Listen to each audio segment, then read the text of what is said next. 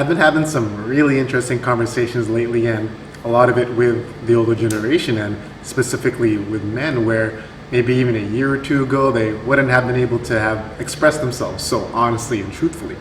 And a lot of it has been around the importance of emotions and how important love is in their lives. And that generation, especially, the mindset of really trying to get ahead, make as much money as you can, live your life to the fullest, and maybe not take so much care of the softer side of themselves. And that's all well and good, but there does come a tipping point where if there's not enough of that balance internally, where there's a tipping point in your psyche where things just aren't working out as much and some destructive tendencies start to come up. Now, I totally believe we live in this amazing time in humanity where not only is it an age of knowledge and enlightenment, but it's an age of synchronicity. And that synchronicity is happening within.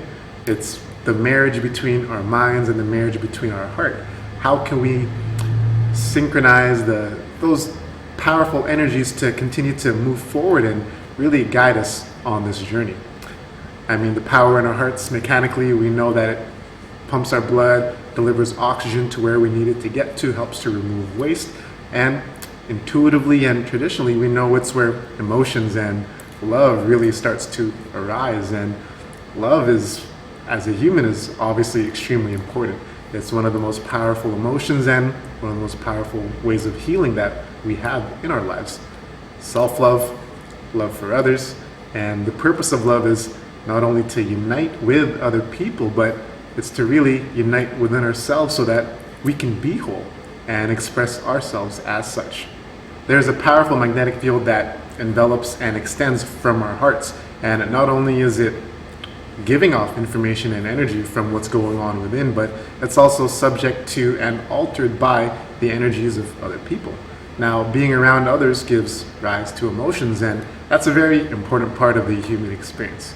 Now, I've said before in the brain video that the mind is super powerful, and we've really only uncovered, fractions of its power, and I totally believe that truth extends to the heart as well. It's not about if the heart or the mind is more important, it's how can we synchronize and harmonize all these energies within us so that not only are we promoting our own life, but benefiting others as well. Because when we do synchronize those energies within us, we open up this vast network of intelligence, love, and creativity that we can draw from. I think in our society today, it's a little bit difficult to find that balance between emotion and intelligence. As children, we're much more emotional and feeling-based, and we can express ourselves more honestly from the heart through that. Now, as we grow older and go through the system, we develop the power of our mind, and we become more logical and thought-based. And I've gone back and forth between what's more important, and what I've come to realize is that they're both important. We need both. And now that I've synchronized both my heart and my mind, and I'm trying to use them more effectively together, I've had a lot more harmony and positive expressions of, during my day. Not only have I been able to express myself a little more clearly and effectively, people respond to me much more positively and effectively. And I don't waste time and energy in the moment or delaying what I want to do because I'm thinking too much or I'm feeling too much. I'm letting them work together, and really my body just does what it wants to do. And I think this is really important because the purpose of life is to create more life, right? And evolutionary, that's been about having more kids.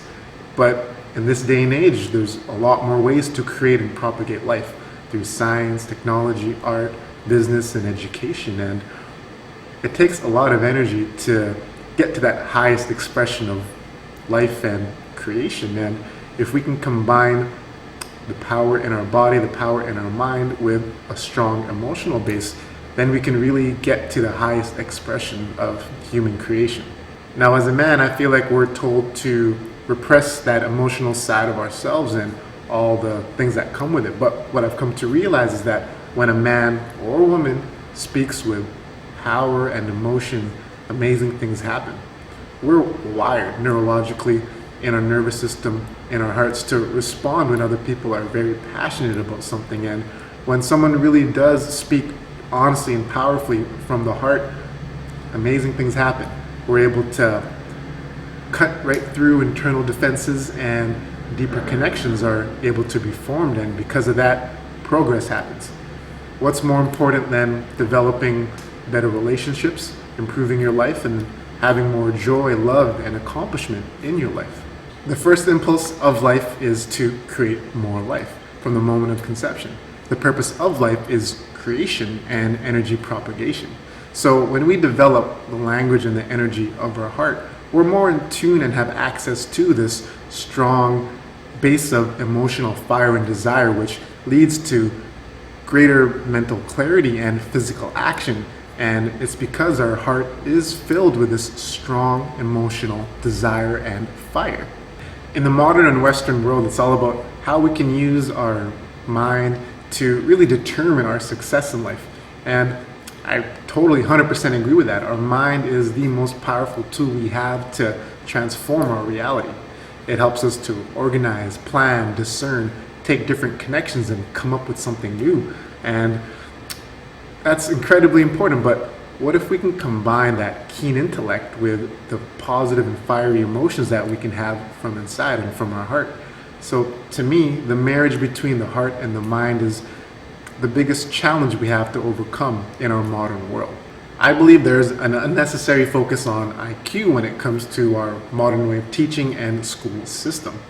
Not only does standardized testing not really offer anything when it comes to leading to success in the real world, it really robs creativity, resilience, adaptability, and a questioning mind. The people who have made the biggest differences in our society and part of evolution didn't necessarily have the best formal education as we would describe it today, but they used the emotion and the power of their heart to guide what was going on in their mind. And because of this, it led to major social change and reform and changed the way that we looked at things.